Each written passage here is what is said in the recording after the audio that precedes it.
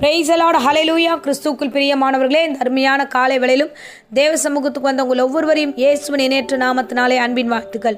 இந்த நாளிலும் மீகா 7ஆம் அதிகாரம் 8ஆம் வசனத்தை அடியேன் வாசிக்கிறேன். என் சத்துருவே, எனக்கு விரோதமாய் சந்தோஷப்படாதே. நான் விழுந்தாலும் எழுந்திருப்பேன். நான் இருளிலே உட்கார்ந்தால் கர்த்தர் எனக்கு வெளிச்சமாய் இருப்பார். ஆமென், ஹல்லேலூயா.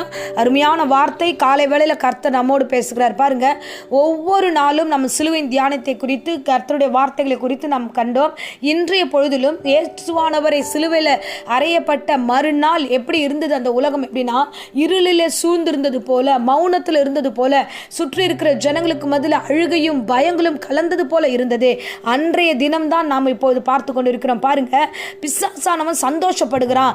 ஏன்னா இயேசுவானவர் மரித்து போயிட்டாரு, இயேசுவானவரை சிலுவையில் வைத்துட்டோம், இயேசுவானவரை கலரில் வச்சாச்சு, எல்லாம் முடிந்தது என்று ஒரு இருளை குறித்து அவர்கள் சந்தோஷப்படுகிறார்கள்.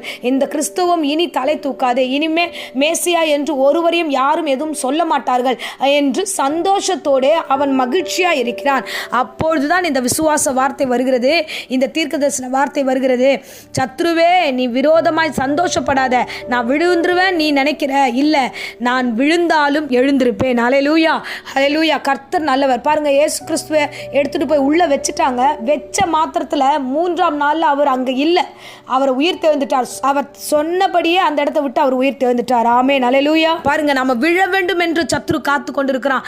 எப்பொழுது நாம் விழுவோம், எப்பொழுது இருளிலே போவோம், எப்போது சிதறடிக்கப்படுவோம், எப்போது நம்முடைய பாதைகள் எல்லாம் அந்தகாரமாய் மாறும் என்று அவன் காத்து கொண்டே இருக்கிறான். விழுகைக்காக காத்திருக்கிறான். அப்போ விழுந்துட்டோம்னா அவன் மகிழ்ச்சி அடைகிறான். அப்பா, பார்த்தாயா, எல்லாரும் விழுந்தார்கள், எல்லாரும் விழுந்தார்கள், இவனோடு சேர்ந்த எல்லாருமே விழுந்தார்கள் என்று சொல்லி அவன் மகிழ்ச்சி அடைகிறான். ஆமென், ஹல்லேலூயா.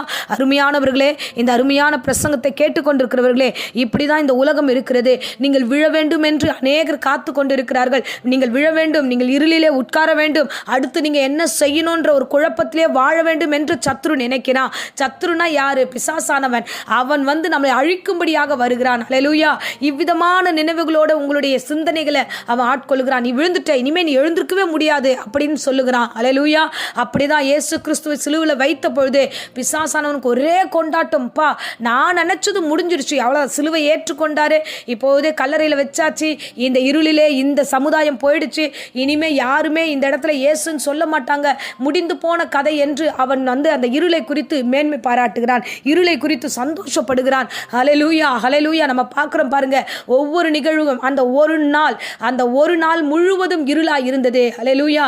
ஏன் ஆண்டவரே இந்த இருளை அனுமதித்தீங்கன்னா, சந்தோஷப்படும் போது, அதாவது நாம கஷ்டப்படும் போது யாரெல்லாம் சந்தோஷப்படுறாங்களோ, எதிரிகளை ஐடென்டிஃபை பண்ண, எதிரிகளை புரிந்து கொள்ள, யார் நமக்கு எதிரி, யார் நமக்கு சொந்தம், யார் நமக்கு பந்தம் தெரியாமையே சுத்திக்கிட்டு இருக்கோம். நாம பிரச்சனையில இருக்கும்போது யாரெல்லாம் சந்தோஷப்படுறாங்களோ அவர்கள் எல்லோருமே சத்ருவாய் இருக்கிறார்கள். ஆமென், ஹல்லேலூயா. அந்த காலை வேளையில் உங்களோடு கூட கர்த்தர் பேசுகிறார். இயேசுவானவர் மரித்த பொழுது, இயேசுவானவர் சிலுவையில் ஒப்பு கொடுக்கப்பட்ட பொழுது எல்லோரும் சந்தோஷமானார்கள். எல்லோரும் அந்த இடத்துல இருந்தவர்கள் எல்லாம், அப்பா, இதெல்லாம் முடிந்தது என்று இந்த வேளையில் பிசாசுடைய கிரியினால ஆட்கொள்ளப்பட்டவர்கள் எல்லோரும் மகிழ்ச்சியா இருந்தார்கள். ஆமென், ஹல்லேலூயா. அதிகாரத்தில் இருக்கிறவர்கள் எல்லாம் மகிழ்ச்சி ஆகிறார்கள். ஆனால் என் கர்த்தராகிய தேவன் தாமே இருளிலே கட்டி வைக்க முடியவில்லை. என் தேவன் தாமே இரட்சகர் சொன்னபடியே, தாம் சொன்னபடியே 3ஆம் நாளில் உயிரோடு கூட எழுந்தார். ஆமென், ஹல்லேலூயா. இயேசு நல்லவர், இயேசு நல்லவர். அதுதான் இந்த மீகால இந்த வசனம் சொல்லப்பட்டிருக்கிறது.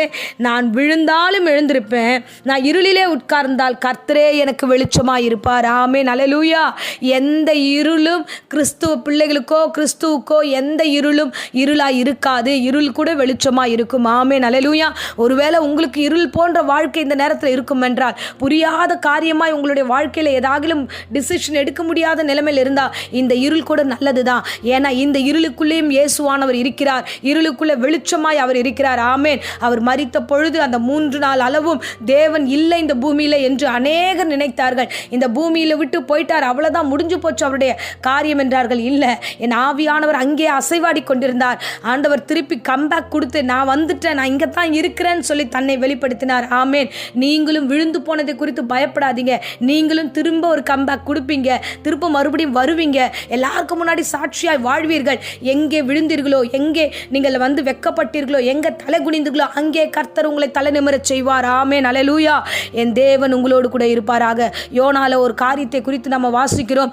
யோனா வந்து தேவனுடைய சித்தத்தை இடத்த விட்டுட்டு விலகி போய் அவன் கப்பல் வழியாக போகும்போது அங்கே ஒரு பெரிய புயல் வருகிறது. அவன் அந்த கப்பலில் அந்த கடலில் தள்ளப்படும் போது ஒரு மிகப்பெரிய மீன் அவனை விழுங்குகிறது. 3 நாள் அளவும் யோனா அந்த மீன் வயிற்றுக்குள்ளே இருக்கிறான். அது இருள் நிறைந்தது, மகா அந்தகாரமாக இருக்கிறது, நாற்றம் பிடித்த இடமாக இருக்கிறது. அவனால் உடம்பு அசைக்க முடியாத ஒரு இடத்துல இருந்தான். அந்த 3 நாள் அவனுக்கு சிறை போல இருந்தது. ஆனால் அதுவும் நன்றாகவே, ஏன் தெரியுமா, அந்த 3 நாள் அளவும் அவர் உள்ளே இருக்கும்போது ஜெபித்தார். ஆண்டவரே ஆண்டவரே ஆண்டவரே என்று, என் தேவனே என் தேவனே என்று அவர் கூப்பிட்டு கொண்டே இருந்தார். இருளிலே தேவனாகிய கர்த்தருடைய வெளிச்சத்தை அவர் கூப்பிட்டு கொண்டிருந்தார். 3ஆம் நாள் அந்த மீன் அவரை கரையிலே கக்கியது. ஆமென், அல்லேலூயா. ஒருவேளை இருளிலே இருக்கிறது போல இருந்தா நீங்கள் கூப்பிட வேண்டும் என்பதற்காக கூட இந்த இருள் உங்களை தொடர்ந்து இருக்கலாம். ஆனால் இந்த இருள் உங்களை கட்ட முடியாது. இந்த இருள் 3 நாளைக்கு மேலே உங்களை சூழ்ந்து இருக்காது. 3ஆம் நாளில் இயேசு கிறிஸ்து எப்படி பகிரங்கமாக வெளிப்பட்டாரோ அதே மாதிரி உங்களுடைய எல்லா காரியத்திலும் நீங்கள் வெளி வருவீர்கள். கர்த்தர் தாமே உங்களை ஒவ்வொருவரையும் ஆசீர்வதிப்பார். கர்த்தரே உங்களுக்கு வெளிச்சமாக இருப்பார். நீ இருளிலே உட்கார்ந்து இருக்கிறாய், இருளிலே பேசிக் கொண்டிருக்கிறாய், இருளிலே பயந்து கொண்டிருக்கிறீர்கள். அடுத்து ஒவ்வொன்றையும் நீங்களாக இருளாய் மாற்றுகிறீர்கள். இல்லை, பிசாசுக்கு இடம் கொடுக்காதீங்க, பிசாசுக்கு எதிர்த்து நில்லுங்க. என் தேவாதி தேவன் தாமே உங்களுக்கு வெளிச்சமாக இருக்கிறார் என்பதை புரிந்து கொள்ளுங்க. ஆமேன் ஆமேன்.